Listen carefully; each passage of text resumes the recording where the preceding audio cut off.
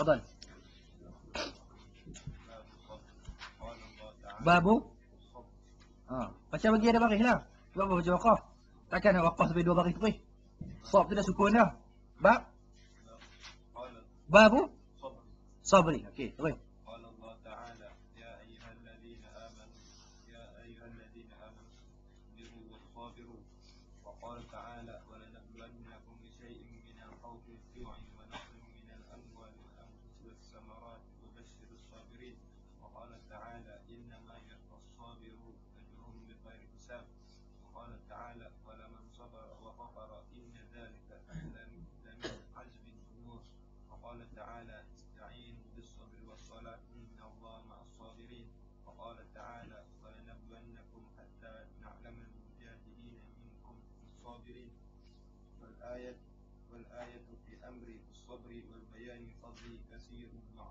Kasiratu ma'rufah.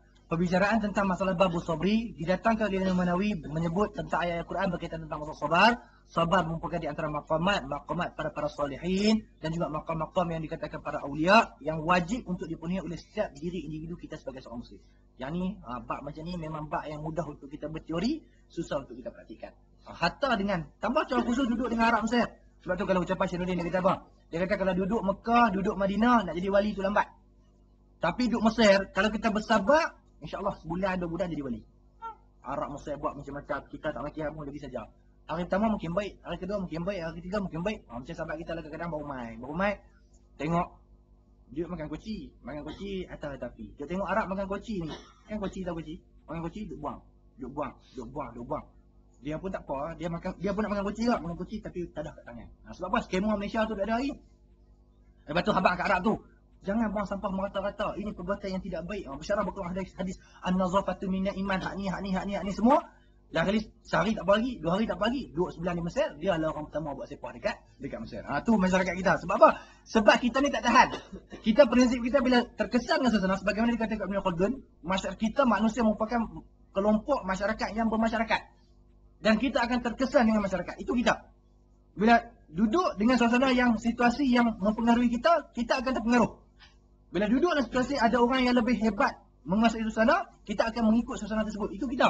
Bila sabar, satu benda yang mungkin kita boleh bicarakan, mungkin boleh kita perkenalkan, mungkin boleh kita berteori. Tetapi mungkin dari sudut praktik, itu merupakan maqam istimewa yang ada kepada para individu yang Allah Ta'ala kasih. Itulah bila ada budak baru kita. Dia tak tahulah dia geng mu'adalah. Bila mu'adalah datang buat urusan perempuan. Tak tahu kata geng syu'un ni, geng syu'un. Syu'un tolabah. Geng-geng semua makan duit.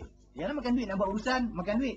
Bila nak buat urusan, minta 10 genih. Buat urusan, minta 15 genih. Sekali itu, katanya, ni satu baik tahu, Wallahu'alam. InsyaAllah betul jatuh tersebut. Katanya ada seorang pelajar tersebut, dia pipi tengok, Syu'un Tompat, Usuluddin, nama apa? Ibrahim. Ibrahim. Siapa dia kuliah Usuluddin? Kuliah syariah pun kan. Ibrahim. So, Zubair kata tengok perut dia lah. Perut dia sebesar mana perut dia, sebanyak itulah duit dia makan duit budak. Tu perut dia. Kemudian, bila ada seorang pelajar tu, dia pergi buat urusan. Bila pergi nak buat urusan, akhirnya dia minta lah duit. Minta duit, budak kita ni, tak tahulah main pada mana, baru sampai ke semangat apa, tak tahu Allah Alam, tak nak tanya orang lama. Dia dengar kata Arab tu minta duit, bersyarah pula hadis ni. Hukum rasuah, ar-rashi wal-mursashi, la'ana rasul kaza-kaza, ayat Quran ni keluar ayat tu, bersyarah, itlaq barah. Lah kali 2 minggu tak boleh buat urusan. Akhirnya bila 2 minggu lepas tu pula, bila pi pula nak buat urusan, tak mau bagi duit juga, pun tak boleh juga. Lah kali dia pun akur dengan suasana. Sebab tu bila kata kita wakil situasi apa yang kita bicarakan, pertama kita mengenal hakikat. Bila mengenal hakikat, tentang adakah itu dikatakan rasul ataupun tidak, itu menjadi perbahasan. Memang walaupun perbahasan tersebut panjang di kalangan ulama, yang mana sebagaimana yang ucapan yang dipertahankan oleh mufti kita, mengatakan itu laisa juz'an minal rasyuah. Dan bila mana juga ana naqid kembali, ataupun kritik kembali. Bila fatwa Syairuddin, ana mengatakan, Ustaz, bila fatwa ya Ustaz mukakan sebab sahabat kita yang tanya soalan-soalan macam tu. Kata Ustaz, apa hukum bagi duit pada Syu'un? Apa hukum bagi hak ni kepada Syu'un? Apa hukum kaza dengan persoalan yang seumpama dengan persoalan yang telah kita sebutkan. Kadang-kadang nak buat tahlidam. Kita tak mau ambil tahlidam sebab undang-undang yang ada pada universiti, kena setiap siapa yang keluar pada Mesir wajib untuk ambil tahlidam kalau sekiranya nak memulakan sesi pengajian baru. Akhirnya kita bagi RM20 kepada Syu'un Tolabah. Bagi RM20 kepada Syu'un Tolabah, dia pun tak apa, dia keluar surat menyatakan kita dah ambil tahlidam. Nak pergi Mekah, nak kena cucuk. Akhirnya bila nak kena cucu, kita bayar duit pada Arab. Bila bayar duit pada Arab, Arab tulis dah buat buku akad mengatakan kita ada cucu, hakikatnya kita tak cucu. Yang ni kecoh hak kita hidup dalam suasana yang ada di Mesir. Akhirnya ditanya, apa hukum tentang masalah tersebut? Pertama, kita mengenal hakikat apa yang dikatakan rasuah. Rasuah adalah sumbangan yang kita bagi, apa saja yang kita bagi, yang dengan tujuan untuk kita membolehkan satu benda yang bukan menjadi milik kita. Itu rasuah. Tetapi kalau sekadar kita bagi duit, kita bagi sumbangan, bagi apa-apa, untuk mendapatkan balik hak kita, itu nama dia sedekah. Sekarang tasdik yang kita buat tu, hak kita tak ada, hak kita. Bila hak kita bagi duit tu, itu bukan rasuah. Yang rasuah, kalau sekarang kita ni merupakan pelajar yang bukan pelajar Azhar. Macam bila mana ada di antara pelajar, setengah pelajar yang ada di Mesir, dia tugas dia ni kepada sesiapa yang ingin tinggal di Mesir lebih daripada tempoh mengaji. Kalau tuan ingin nak duduk lebih daripada tempoh mengaji, dia sanggup untuk buat tasdik secara tipu. Ada. Individu tu nak kenal dan individu tersebut memang nak kenal. Dia kata, Ustaz, kalau Ustaz nak duduk di Mesir, tapi Ustaz tak ada visa. Visa tak ada. Mengaji habis dah. Nak sambung mengaji tempat lain, malas. Tapi nak duduk di Mesir. Mungkin sebab nak kerja ke ataupun nak buat apa-apa pun, nak dapat visa sihat, dia akan bagi 6 bulan. Kemudian tambah lagi 6 bulan, baru dia takkan benarkan untuk sambung lebih daripada setahun. Itu visa sihat. Nak duduk lagi. Akhirnya, indun tersebut dia akan minta dalam 300 genih atau 400 genih, dia akan dapatkan tasdik kepada kita siap dengan cok semua. Ambil kebenaran. Azhar mengakui kata kita ni merupakan pelajar Al-Azhar tahun sekian-sekian, tapi hakikatnya kita bukan belajar. Jawazat dapat tasdik tersebut, dia tulis ya. Sebab apa? Tentang fail ataupun hakikat, itu pihak universiti. Tapi ada pihak orang dalam. Hak tipu ambil tasdik tersebut, untuk apa? Untuk bagi dia boleh tinggal di Mesir. Kalau macam tu, kita kata haram kalau sekiranya kita bagi duit. Sebab kita membolehkan satu benda yang bukan menjadi hak milik kita. Perbahasan yang disebutkan oleh Syekh Jumaah, yang difatwakan oleh Syekh Nurdin, yang mengatakan bahawa kalau sekiranya semata-mata duit untuk kita mendapat kembali hak kita, itu merupakan sebagai satu sedekah. Akhirnya ada naqid. Ada naqid, anda mengatakan, Ustaz, anda kata Syekh Jumaah juga berfatwa dengan fatwa yang sama, tetapi fatwa tersebut dibantai oleh seluruh ulama dunia.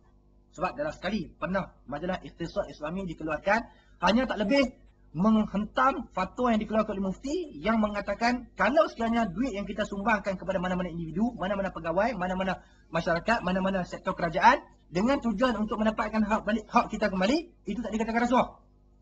Itu tak dikatakan sebagai satu kesalahan. Bahkan itu dikatakan sebagai sedekah. Itu fatwa yang dibuat. Maka habis. Dr. Rafat, Fatah Syekh, tokoh ulama yang ada di Lubnan, tokoh ulama ada di Syria. Boleh dikatakan lebih 30 ulama menghentam. Hentaman yang mengatakan masyarakat yang ada pada hari ini dah rosak teruk dah. Dah fasad teruk dah. Sepatutnya para ulama, para tuan-tuan guru, maka memikirkan bagaimana cara supaya tak ada orang ambil rasuah. Jangan buka pintu-pintu ke orang rasuah. Dengan fatwa yang macam tu, menyebabkan syukur dia tak apa, halal, boleh, tak ada masalah. Lepas ni teruk kita. Kita teruk lepas ni. Sebab kita, takat kemampuan kita macam mana? Kita okey, zakat Selangor dapat 5,000. Kita zakat Kedah dapat dalam 3,500, dapat 4,000. Orang kaya sikit, Perak zakat berapa? 2,000. 5,000, dapat 5,000. Orang kaya lah tu. 5,000. Kita takat duit 5,000. Takat sekali buat tasdik, bagi RM5, RM10 boleh lah kita bagi. Tapi game Brunei.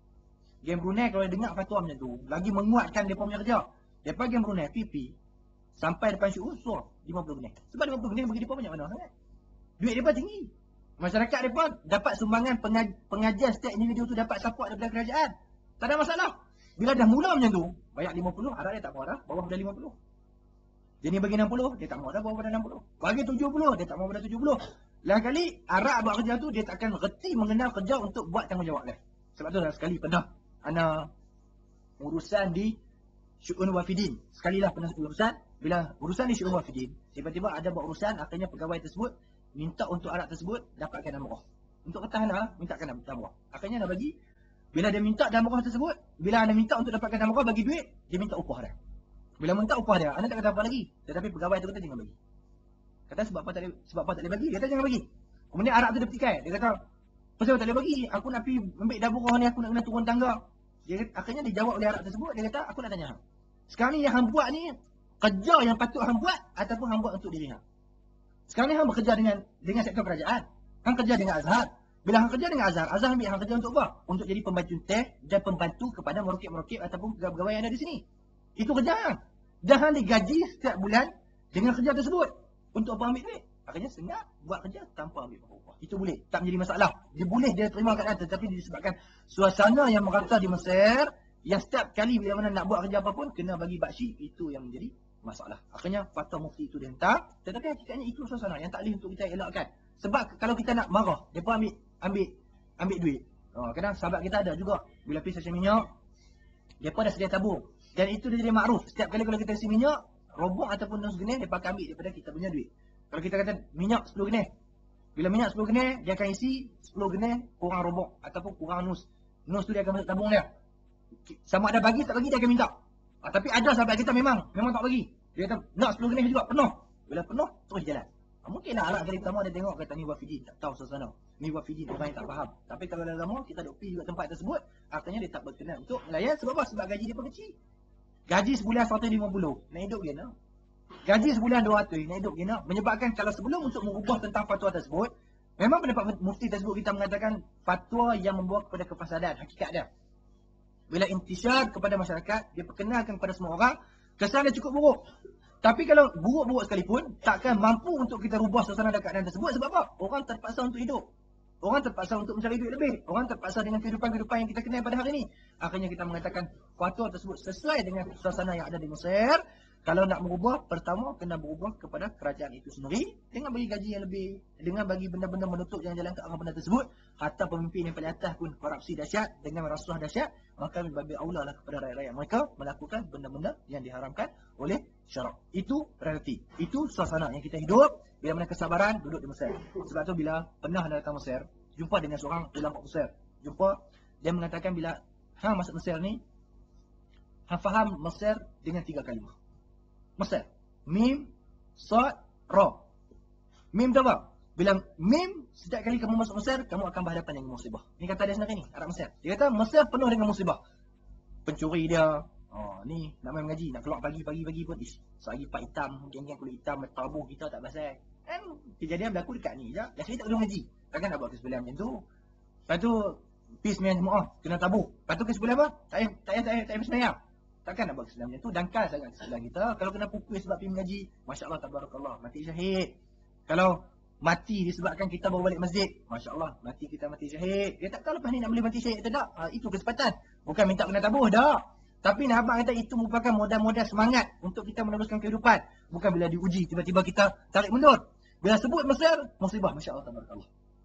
Duit kena curi, barang kena ambil, rumah kena masuk orang. Macam-macam lah Mesir. Dia kata bila musibah yang ada di Mesir dengan huruf Mim, maka kena disertakan dengan Sad.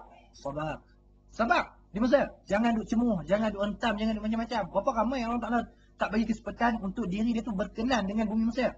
Sebab tu dah ingat bila semalam Ana, Khairi dengan Arif. Kami 3 orang sekali dengan Syekh Ahmad, Ana Dr. Sa'ad. Sebab Ana terpaksa cari beberapa makhtutat ataupun manuskrip asal tulisan tangan ulama dulu. Jadi terpaksa lah pergi mahal makhtutat. Tempat tu Ana tak tahu tempat, alamat dapat tapi tak tahu tempat. Pergi kali pertama tak jumpa, kali kedua terpaksa pergi dengan orang yang bagi anwan tersebut, pergi dengan Syekh Ahmad. Bila pergi duk sembang dengan Syekh Ahmad. Duk sembang kan dia. Dia cerita fasad yang ada di Mesir, cerita hak ni, cerita tu. Akhirnya dia sebut dan kata hakikat dia. Itu dikatakan fitnah akhir zaman. Fitnah akhir zaman untuk apa? Untuk mencari orang-orang yang benar beriman dengan orang-orang yang tidak beriman. Sebab kalau kiranya dikatakan Islam ni kuat, empire ni hebat, kata apa yang ada ni inilah terbaik pada umat Islam, nescaya kita akan dapat umat-umat Islam ni umat Islam yang kurang kualiti. Sebagaimana hikmah yang dikatakan ulama dalam perbahasan tentang masalah Isra wal Mi'raj. Isra wal Mi'raj. Sebagai ulama tak mengatakan itu mukjizat. Mengatakan itu merupakan khususiat Rasulullah. Kalau sekiranya ada yang mengatakan itu sebagai mukjizat, akan dipertikaikan. Sebab apa? Sebab peranan mukjizat adalah menjadikan orang lebih beriman. Akan lebih ramai orang masuk Islam. Tapi bila berlaku Isra wal Mi'raj, ramai yang keluar pada agama Allah Ta'ala. Ramai. Alasan apa dah? Alasan bila mana dikatakan ulama, sebab punca kenapa pada waktu tersebut ramai orang meninggalkan agama Allah SWT dengan tujuan sebab permulaan era dakwah yang baru itu akan bermula. Mula-mula ni kita dakwah dengan biasa-biasa, sembang, cakap cerita, ajak untuk beramal, ajak untuk kita berakidah dengan akidah yang salimah, jangan kita berzina, jangan kita mencuri. Itu simple. Tapi bila bermula lepas pada Isra wal Mi'raj, cuba gambaran yang Allah Ta'ala bagi pada Nabi bahawa lepas ni tugas dakwah dah masuk pada second phase. Masuk dah pada marhalah yang kedua. Bermasuk kepada medan yang lebih besar, yang lebih bahaya, yang memerlukan kepada para da'i yang betul-betul kualiti. Nak tangkeh, nak cuci, nak edit habis. Hak sampah-sampah ni nak buang. Hak ada panggil munafik yang sebagaimana Nabi Ayyubi. Sebelum mana dia memulakan operasi untuk menawan kembali Baitul Maqdis, benda pertama yang dia buat, dia bunuh habis, dia tawan habis pemimpin-pemimpin yang bersifat munafik. Dia sebab pemimpin munafik ni nanti buat celaka. Hak orang-orang hak buat baik, tapi hakikat dalam hati itu tersimpan sifat-sifat nifak pada agama, yang ni akan buat masalah. Akhirnya dia cantah habis. Bila cantah habis, baru boleh memulakan operasi untuk menawan kota Baitul Maqdis. Kena pilih-pilih Safwah Mukhtarah. Kena pilih individu-individu yang betul-betul kualiti untuk membawa perjuangan yang suci. Akhirnya bila berlaku keadaan tersebut, berlaku Isra Mi'raj, maka baki daripada macam sikitnya. Tapi sikit, itulah merupakan kualiti yang mampu untuk memimpin agama. Macam tu juga bila mana berlaku pada akhir zaman, pada hari ini, ibarat tangkih. Ramai murtadin. Murtad. Sebab memang sampah. Tapi kalau kata agama ni kuat, agama ni agung, sebab ada di antara orang, dia tak boleh nak menerima kepada ulama yang ada di Mesir. Hanya tak lebih kurang. Dia tak abadan. Aku takkan terima disebabkan Mesir tak munazam. Sebab tak munazam ni. Sebab apa? Sebab ulama-ulama Mesir tak tepat pada waktu. Tak ada ulama Mesir sebab apa? Sebab Arab Mesir, mereka ni tak bersih. Bila Mesir, dengan alasan macam-macam. Hanya dengan alasan tersebut, sampai pernah sahabat kita dia di Mekah, dia jumpa dengan seorang Singapura. Bila jumpa dengan Singapura, dia dengan Mesir ni memang tak percaya langsung. Sebab Mesir banyak menipu.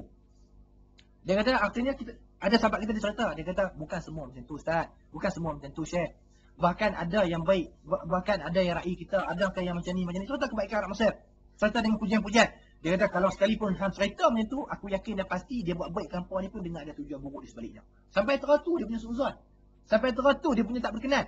Hanya tak lebih, tidak ada benda yang istimewa nak dibandingkan dengan negara dia. Negara dia Cina kafir pimpin. Tapi bersih, Masya Allah, tabarakallah. Sampai dikatakan tak boleh nak sembelih lembu, ayam dekat sana sebab apa? Nak jaga kebersihan. Tak ada pusat sembelihan di sana. Semua kena import. Tu Singapura. Sebab bersih, berkenan. Akhirnya bila dengan kemuliaan, kehebatan yang ada pada Amerika, itu jadi kekaguman mereka, menjadi kehebatan yang mereka idolakan. Ramai pakai murtad. Pakai murtad sebab apa? Akhirnya kekal pada Islam ni siapa? Orang-orang yang memang menghayati ajaran Islam. Yang kita kata ini fitnah, ini ujian, memang kita akan berhadapan dengan keadaan macam ni. Kita lah kena mempertahankan agama. Orang-orang yang macam ni yang akan menjadi orang-orang yang benar dikatakan sebagai Safwah Mukhtarah yang akan kembali untuk menggemilangan agama Allah SWT. Perlu diuji, perlu dipertahankan. Itu dikatakan fitnah akhir zaman. Akhirnya Syekh Ahmad mengatakan ya betul ucapan tersebut memang benar. Kalau Mesir merupakan negara yang paling baik. Pasal puluh-puluh orang yang mengaji Azhar. Kalau Azhar memang universiti yang paling bersistem. Mesti berjuta-juta orang yang akan masuk di Azhar. Kalau Al-Azhar dengan Mesir ni memang negara yang paling terbaik di sudut pengurusan. Rasa lebih ramai pelajar-pelajar yang akan datang ke Al-Azhar. Tapi dah ujian ni macam-macam. Ramai kadang pelajar dapat 10 1. Tapi bila mai duduk seminggu kata memang tak serasi. Dan kita pun kena peribadi dia tahu macam mana. Dengan kehidupan dan dengan tata cara dia. Ada orang pula boleh datang sini. Tapi memang tak larat nak pergi kuliah. Sampai sudah kehbah ni memang tak lewat. Allah Ta'ala tak nak anugerahkan ilmu pada dia. Ada orang duduk sini, ya boleh pergi kuliah. Tapi sekali-sekala talaqi tak berkenan langsung. Akhirnya orang macam ni Allah Ta'ala tak memberikan kebaikan pada dia. Sebab itulah Habib Umar dia kata apa? Dia kata bila datang masa ni merupakan bumi yang Masya Allah Tabarakallah istimewa. Kamu akan temukan 3 kelompok masyarakat. Benda ni akan berlaku. Dan kita pun rasakan benda tersebut. Satu kelompok masyarakat, pelajar-pelajar Malaysia yang datang sini, sama ada yang datang tersebut, bila dia pulang, dia akan sama sebagaimana dia datang. Habis tahun 4, mengaji 7 tahun 8 tahun, aku rasa tak ada apa. Memang tak ada apa. Kalau main bola, kalau main badminton, kalau duk buat urusan ni, kalau duk persatuan, kalau persatuan tak salah. Satu duriat, satu benda yang kewajipan dia kata, tapi jangan melampaui daripada batasan. Yang maksudnya kata persatuan ni tak ada melampau. Semangat tak kira waktu.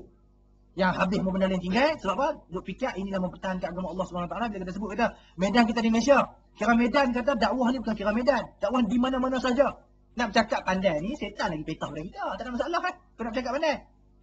Kita ada medan kita sini, medan untuk mengutik mutiara. Dan kita tak dipertanggungjawabkan lagi oleh Allah SWT kalau sekiranya kita tak turun sungguh. Tak haram pun lah kalau kita tak pergi ke Baitul Maqdis kalau tak pergi perang. Sebab kena ada kelompok yang macam ni. Bahkan haram pemimpin menyuruh orang-orang yang menuntut ilmu untuk pergi perang. Untuk meninggal syahid fisabilillah. Sebab orang ni kena bertahan. Sebagaimana kalau sekarang ada seorang tok guru pada satu kawasan yang tiba-tiba dia wajib untuk mengucapkan kalimah kufur kalau sekiranya orang tanya kata hanya Islam atau kufur. Kalau dia kata Islam akan dibunuh. Kalau kata Islam akan dibunuh. Kalau dia kata Islam akan dibunuh menyebabkan kawasan tak ada ulama, dia wajib untuk mengatakan dia adalah kafir. Sebab apa? Untuk menjaga benih-benih kebaikan tersebut untuk sebarkan kepada masyarakat. Bila berlaku sesuatu macam tu, hak semangat-semangat ni, tak buat apa? Main tempat, mesti Ustaz Fadil Zaman dia kata apa? Main jumpa Ustaz, nak balik dah ni, habis tempat dah ni. Keputusan Masya Allah Tabarakallah. 12 markah lagi cukup je jidan. 12 markah lagi cukup je jidan. Tiap-tiap terus skor jadi murtafi'. Masya Allah Tabarakallah. Baca kita, Babu Sabru. Ini kita hari ni. Babu Sabru. Sebab apa baca Babu Sabru? Bab itu mubtada, Sabru itu adalah khabar. Kalau adik kita lempang bagi terak atas tanah lah. Tahun 4, duk babu sabru lagi. Duk kitabut taharatu lagi. Tentang masalah apa? Kitabul jinayatu. Tak boleh nak beza dah tentang ahkam. Walaupun sesimple masalah yang telah kita sebutkan. Sebab disebutkan dengan benda-benda tersebut. Dan benda tu stereotype. Kadang-kadang kita nak cerita pun kita jadi murid. Semangat main satu. Ini ilmu pompang. Tempatnya saya. Dia bersyarah kat adik-adik. Pompang. Adik-adik dengar tu. Nanti adik-adik atau 4 tu pun. Atau 1 yang dengar tu pun. Naik atau 4. Surah tu juga. Menyesal pula. Cerita pula pada 1. Lain kali berderek. Lain kali boleh buat persatuan. Persatuan golongan-golongan yang dikatakan golongan yang menyesal dengan perbuatan. Dah ramai. Kita jadi nak menanah tengok. Boring. Lain kali hantar surat. Percayalah kata di Malaysia ni kita memerlukan orang yang berilmu, memerlukan orang yang mampu memimpin masyarakat, memerlukan yang ni. Kurangkan sikit. Dulu semangat tak sangka ni. Hantar surat pergi balik. Sedangkan dia juga dapat ucapan yang serupa sebelum ni. Lepas tu adik bawah ni pun bagi ucapan yang serupa. Lain kali kita ni tak pernah mengenal tentang kesilapan diri kita. Dah terantuk, benjoy, berdarah. Dah menanah, muka dah jeremen, herot habis dah. Tak insaf-insaf lagi. Duduk macam tu juga. Akhirnya penuh dengan kehidupan kita. Itu Mesir. Bila Mesir, Habib Umar kata, pertama kamu akan temukan orang yang datang Mesir dan balik pada Mesir sama. Tak ada bertambah ilmu, tak berkurang ilmu. Macam tu. Main ni macam main ziarah lah. Main tanazuh. Ada orang yang datang Mesir, bila dia datang dan dia balik, lebih teruk daripada dia balik. Sebab bumi ambiak. Duduk sini apa? Arab perangai macam Yahudi. Duit Yahudi elok lagi. Dia kira makin hamun. Kalau macam tu perangai Mustafa yang bagi, hang tak berkenan. Hang tinggal siap-siap. Kerja dia kira makin hamun Arab. Kerja dia kira nak buat fasad pada pelajar. Kerja dia kira nak cari keburukan. Kerja dia nak mempertikaikan Al-Azhar. Lagi-lagi katanya pelajar kita ada sampai tahap dibuat satu majlis khusus yang dibuat oleh pelajar Mesir sendiri. Bukan pelajar Mesir. Hanya ucapan apa? Ucapan nak menceritakan Ustazah main datang Mesir. Mesir tak bersistem, Mesir hak ni, Mesir hak tu, macam-macam dengan ucapan tersebut. Malaysia bersistem. Siapa pandang kita? Kita yang pandang diri kita. Ilmu tak tahu mana. Macam contoh ucapan abang kepada Ustaz Babat kita. Dia sebut apa? Duk tambah. Dia kata, anda nak terang dalam kuliah. Banyak-banyak pun. Dia pun bukan nak baca, dia pun bukan nak faham. Hatta hak sikit-sikit syllabus yang ada tu pun. Hak tu pun dia pun tak berkenan nak dengar. Buat apa banyak-banyak? Kalau setakat kadar macam tu, kita kata takat kita boleh mengajar. Kira tarah kat universiti tu kira maklumat tu lebih sikit pada guru Jekoh mengajar budak-budak. Lebih sikit ya. Cerita hak ni, cerita tu ambil pasal selesai. Hak tu yang kita kata hebat. Dia sudut penyusunan, dia sudut guru-guru, dia sudut share-share, masya-Allah tabarakallah. Saya kadang tanya sebab apa tak ambil pensyarah-pensyarah yang hebat-hebat. Dia kata kita nak ambil pensyarah yang hebat-hebat buat apa? Dia merupakan ulama yang berkaliber. Dia merupakan tokoh-tokoh ulama yang masya-Allah tabarakallah. Baik kat Malaysia. Patah kaki. Orang nak manfaatkan ilmu dia tak tahu mana. Orang yang boleh cakap Arab pun tak banyak mana. Orang yang nak buat benda tak banyak mana. Baik dia duduk negara Arab. Baik dia duduk di Qatar, baik dia duduk di Dubai. Yang orang boleh rujuk, yang ulama ramai, yang mereka boleh buat perbincangan yang memberi manfaat pada orang Islam. Itu hakikat yang berlaku. Yang kita megah pada perspektif yang tak patut untuk kita megahkan. Walaupun kita mengatakan itu merupakan di antara hikmah yang wajib untuk kita lengkapkan. Bukan maksud bila kita fauda, kita lemah, kita koman, kita kurang macam-macam benda. Dan kali benda tersebut kita tak apalah, kita hal kita lebih. Tak, bukan itu maksudnya. Bukan itu maksud yang kita ingin kita sampaikan. Tapi kita nak menceritakan, kalau kelemahan itu merupakan kelemahan yang tidak boleh berubah, maka kita memandang kepada kebaikan. Sebagaimana kebaikan yang ada di Malaysia, okey, kita ambil. Tinggalkan sebab-sebab buruk. Tak tepat waktu, kita fauda, kita buat kerja tak sistematik. Ini panggil pelajar-pelajar Mesir ni. Sebab itulah Majlis Agama Islam merupakan jawatan yang paling teruk di Malaysia. Duk kutuk Arab Mesir, tapi balik kita ni lebih kurang baik sikit daripada Arab Mesir. Baik sikit dah. Janji pukul 7 suku tak masuk lagi, 7.30 tak main lagi. Tu pelajar-pelajar Mesir ni. Makruf. Jabatan Agama Islam, jabatan yang paling tak baik. Semua orang kenal. Jabatan Agama Islam. Siapa pun kira macam belapang dada lah. Mana tahu geng-geng ni tak boleh buat kira. Hampa jangan duk makan hati, jangan duk kecewa, jangan duk rasa susah hati. Sebab memang himpun kat situ pelajar-pelajar Mesir hak memang tak ada management. Hak buat kerja memang teruk. Kalau janji orang kata ni tolong ustaz buat ni macam ni, habaq bagi deadline 20 hari bulan, 20 hari bulan tak siap-siap lagi. Orang habaq 25 bulan pun tak siap-siap lagi. Alasan apa? Alasan anda tak ada, anda ada kerja, anda buat ni. Orang-orang macam tu memang dia takkan ada masa depan dan takkan dipandang oleh masyarakat. Kita lengkapkan sebab kita kata al-hikmatu dhalatul mu'min. Itu hak milik kita yang kita kutip balik. Tapi duk anggap kata benda tersebut tak bermanfaat, tak penting, duk anggap ilmu kita, tapi akhirnya kita tak memberi apa-apa contoh ataupun tidak pernah menakar pemikiran masyarakat. Itu kelompok yang kedua. Datang ke Mesir, kira cari keburukan. Akhirnya balik lebih hina daripada yang pertama. Dulu boleh gagah lagi, tampil Mesir, lah kali dia paling pandai. Pendapat surah jabat dia berkeluar, pendapat tokoh-tokoh Tuha Husin dia berkeluar, pendapat-pendapat pelik-pelik, khilaf hak ni lah maqasid. Pandai lah bincang. Maqasid, Imam Syatibi mengatakan dalam perbahasan tentang masalah al-maqasid syar'iyah. Hukum tak ada masalah. Perempuan masuk masjid dalam haid pun tak apa. Hukum hak ni pun tak apa. Dia gila lah.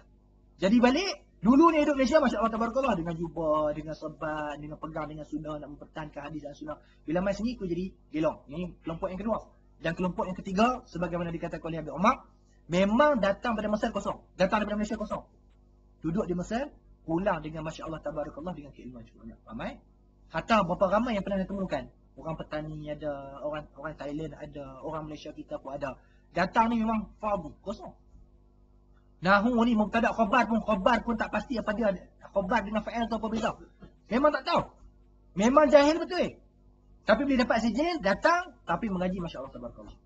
Kita nahu tak ada sesuatu. Memang waktu dia tak bagi pada benda lain kecuali pada ilmu. Lah kali jadi tu buka pondok balik petani. Masya Allah Tabarakallah. Ada orang macam tu. Ini yang dikatakan Mesir. Istimewa. Yang bumi yang dikatakan Ardul Kinanah. Kinanah ni pada. Sehingga ada sebagian menafsirkan yang dikatakan Ardul Kinanah. Kinanah adalah anak panah yang kalau kita balik dia akan patah balik. Itu Kinanah. Kita kata apa kat orang? Jangan dah sampai melampau ni. Hanya kata Mesir ni. Jadi kurapat macam tu masalah pula. Sampai tak boleh kata apa. Sampai kata apa ni Lena tak pergi kuliah. Hang kata nanti hang tak pergi kuliah pula. Kau butuh tak boleh tegur nak apa. Jenuh lah butuh. Dia tak ikutlah keadaan. Cuma jangan sampai sebab kita ada al-hubbu billah wal bughdu billah. Kalau teguran memang untuk membina orang, teguran memang untuk kebaikan, itu tak jadi masalah. Itu Mesir. Dan tanya kita ni hakikat dia akan jadi kelompok macam mana. Kita boleh timbang diri kita. Kalau usaha yang kita buat hari ni, kita akan nampak samarah di depan. Buruk banyak, itu bergantung kepada kita.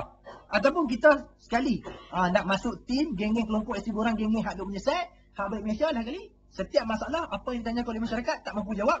Walaupun itu merupakan asasiat hukum yang wajib untuk kita ketahui bersama. Lah kali duduk Malaysia, orang panggil rumput untuk ceramah, tak mampu.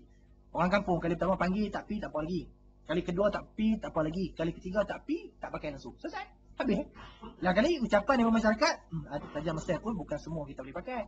Tajam Mesir bukan semua yang boleh kita manfaatkan. Sebab apa? Kita gagal untuk mencerminkan kedudukan kita yang sebenar. Ini perbahasan tentang sabar. Bila mana hadis mengatakan an Abi Malik Al-Haris bin Asim Al-Asy'ari radhiyallahu anhu qala Rasulullah sallallahu alaihi wasallam at-tuhur syatrul iman. Kebersihan itu separuh daripada iman.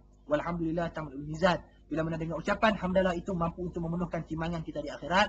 Wa subhanallah walhamdulillah tamla'an atau tamla'u ma baina samawati wal ard, penuh bumi dan langit. Wa salatu nurun. Solat itu merupakan cahaya. Wa sadaqatu burhan, ini merupakan sebagai bukti mengatakan kita beriman. Orang nak pergi sedekah bukan mudah. Nak berkelang duit kita bagi pada orang itu bukan satu benda yang mudah. Tapi sedekah ini merupakan burhan, bukti, petunjuk mengatakan kita ini beriman pada Allah Subhanahu wa taala. Wa sabru dia. Ini syahid dia. Bila kesabaran itu merupakan cahaya yang memancar dalam hati, wal Qur'anu hujjatul laka wa au alaika. Quran itu akan menjadi hujah kepadamu ataupun akan hujah ke atasmu. Mempertikaikan kulun nasi yaghdu. Setiap manusia itu yaghdu diartikan ay kullu insan yas'a bi nafsihi. Akan beramal, akan mengambil manfaat dengan usaha yang dilakukan sendiri.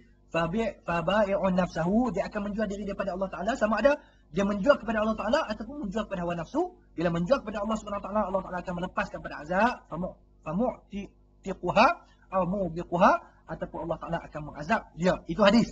Yang seterusnya, wa an Abi Sa'id bin Malik bin Sinan Al-Khudri radhiyallahu anhuma anna an-nasa min al-ansar sa'alu Rasulullah sallallahu alaihi wasallam fa'atahu. Ada di antara ansar minta sesuatu kepada Rasulullah. Rasulullah bagi. Thumma sa'alu fa'atahu. Minta lagi bagi. Hatta nafida ma'indah. Sehingga habis harta yang telah dibahagikan. Faqala lahum haina anfaqa kullu syai'in bi yadihi. Sehingga Rasulullah bila habis semua benda, Rasulullah kata apa? Ma yakun 'indi min khairin fala adakhiru 'ankum. Kalau sekiranya aku ada apa-apa kebaikan, aku takkan simpan. Ini sikap yang baik, masya-Allah tabarakallah. Kita ada benda-benda baik, kita kongsi dengan kawan kita. Wa ma yasta'fif yu'iffahu Allah. Sesiapa yang ingin menjaga diri, Allah Taala akan pelihara dia. Tak berkenan tengok perempuan, nak jaga diri. Insya-Allah Allah Taala akan bantu untuk dia boleh menjaga pandangan. Untuk tak berkenan untuk berzina. Memang hati ini tak berkenan betul-betul. Allah Taala akan bantu untuk dia mengelakkan pada zina. Dan seumpama dia, wa ma yastaghni yughnillah, siapa yang cuba mengayakan diri, tak mau nak menghinakan diri, minta sedekah pada orang, duk merayu-rayu cerita, kata anak ni tak ada duit, anak ni susah, mak ayah anak tak ada, anak. Okey, kita tak mau sampai orang timbul simpati, kita azah diri. Wa ma yastaghni yughnillah. Allah Taala akan kayakan dia. Wa ma yatasabbar yusabbirullah. Dan orang yang cuba untuk menjadi orang yang sabar, Allah Taala akan sabarkan dia. Wa ma u'tiya ahadun ata'an khairan aw awsa' min as-sabri. Tidak ada pemberian yang paling besar yang Allah Taala akan bagi daripada pemberian dengan kesabaran. Sebab tengok diartikan di bawah dengan nota kaki 4 mengatakan wa ma'nal hadis anna ma yamtani' an su'al yujazillahu ala istighfarihi bi siyanati wajhihi wa dafi faqatihi. Sesiapa yang melarang diri daripada soal, iaitu meminta sedekah, yujazihi, Allah Taala akan mengganjarkan dia dengan istighfar diri dia, dengan memelihara air muka dia dan menghilangkan kefakirannya. Itu janji Allah Ta'ala. Wa ma yastaghni billah amman siwa. Sesiapa yang memadai, mengayakan diri dengan Allah Ta'ala semata-mata, orang lain dia tak pernah memohon, fa innahu yu'tihi ma yastaghni bihi 'ani su'al. Allah Ta'ala akan bagi benda yang akan menyebabkan dia tidak perlu lagi meminta pada orang. Wa yakhliqu fi qalbihi al-ghina. Dan Allah Ta'ala akan bagi perasaan kaya diri. Kita duit tak ada orang mana, tapi tak payah pun naik bas pun tak apa. Tapi ada orang main nak bas tak boleh, terpaksa naik kenderaan. Bila terpaksa naik kenderaan, duit tak ada. Bila duit tak ada, terpaksa pinjam pada orang. Itu yang dikatakan Allah Ta'ala mengayakan hati. Wa may yu'alij nafsahu 'ala tarki su'al. Sesiapa yang sentiasa memperbaiki diri dia dengan meninggalkan minta sedekah, wa yasbiru ila an yahsula lahu rizq, dan bersabar sehingga membeli rezeki, fa innahu yaqwihi wa yumakkinuhu. Dan Allah Ta'ala akan menguatkan dia dan akan menjadikan dia mampu min nafsi hatta tanqadu, sehingga membawa dia kepada wa yuz'in, dan menundukkan dia di tahammuli masyaqqah. Kita mampu untuk bersabar. Tak makan tapi tak lapar. Ada orang tak makan pagi, menjerit pedih perut sehari semalam. Esok masuk hospital. Kita pagi tak makan, tengah hari tak makan, petang tak makan, malam baru jumpa makan. Relax kan? Kes apa? Kes sebab anak mengaji tak dah. Keluar pagi subuh, duduk Masjid Azhar, mengaji.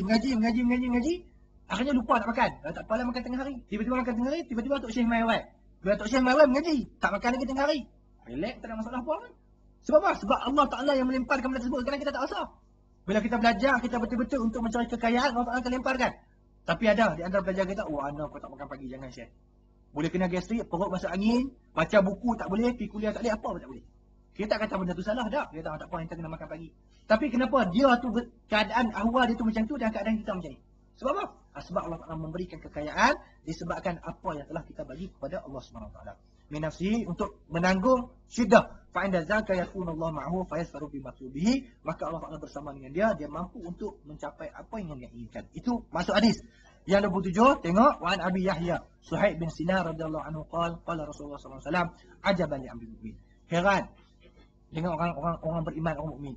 Inna amrahu kullahu lahu khair. Apa pun yang berlaku pada mereka itu baik.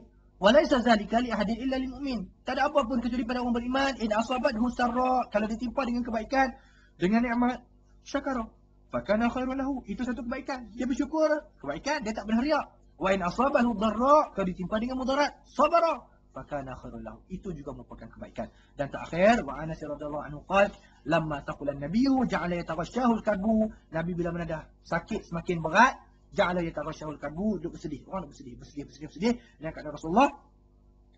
Faqalat Fatimah radhiyallahu anha, maka berkatalah Fatimah, wa karba abata. Ini merupakan uslub nudbah, iaitu meratap. Wa karba abata, ya wahai ayahku, kesiannya ayahku. Itu ratapan. Itu uslub Arab. Kalau kita buka kitab nahwu ada tentang uslub nudbah, ratapan. Faqala laisa ala abika karbun ba'da al-yawm. Mana Nabi jawab? Nabi kata, insya-Allah lepas pada hari ini tidak ada lagi duka cita pada ayahmu. Tak ada rasa bersusah hati. Ini merupakan hadis musalsal bil buka. Kalau kita buka dalam kitab hadis musalsal, memang di antara hadis musalsal yang diriwayatkan oleh ulama kita iaitu musalsal bil buka. Buka dia apa? Bila Fatimah menangis, maka Anas bin Malik pun menangis, kemudian para sahabat lain sampai musalsal sampai ila akhir sampai kita juga menangis meriwayatkan hadis tersebut. Kisah dia macam mana? Kisah dia bila mana laisa ala abika karbun. Teriak menangis. Rasulullah nak wafat ni. Insan yang paling dikasihi, Rasul yang membawa hidayah dan petunjuk nak meninggal, akhirnya meratap semua orang. Falamma mata, bila mana Rasulullah wafat, qala ya abata ajaba rabban da'a. Wahai ayahku, yang Allah Ta'ala telah menyambut, menerima seruan yang diminta. Ya abata jannatul firdausi ma'wa. Yang menyebut ulama istinbat mengatakan, dengan kematian seseorang tidak menjadi kesalahan untuk kita meratap. Ya Allah, habis dah ayah kita yang nak bagi kebaikan pada kita. Ya Allah, dah meninggal dah ayah kita yang membantu kita daripada kecil sampai kita besar. Ratapan tersebut tak menjadi kesalahan sebagaimana dilakukan oleh Sayyidina Fatimah. Ya abata jannatul firdausi ma'wa. Wahai ayahku, syurga firdaus lah itulah tempat tinggalnya. Ya abata ila Jibril na'ma. Ya Jibril yang turun kepadanya. Falamma dufina qala Fatimah. Bila mana disimpan, dimakamkan, berkatalah Fatimah radhiyallahu anha, atabat anfusukum. Apakah diri-diri kamu merasa berkenan? Kata pada para sahabat ni, anfusukum antahsu ala Rasulillah turab. Apa kamu rela, wahai para sahabat, untuk Rasulullah diletakkan dengan tanah? Kata dia sebut pada Anas bin Malik, sebut pada para sahabat lain, apa kalian tak merasa sedih? Apa kalian tak merasa kecewa? Apakah tak merasa sedih dengan apa yang berlaku pada Rasulullah bila mana tanah diletakkan di atas jasad Rasulullah? Anas tak bercakap, Fatimah menangis, Anas pun menangis, dan semua para sahabat menangis bersama dengan Rasulullah. Hadis yang ke-9, insya-Allah nanti kita akan sambung pada hari esok. Wallahu a'lam.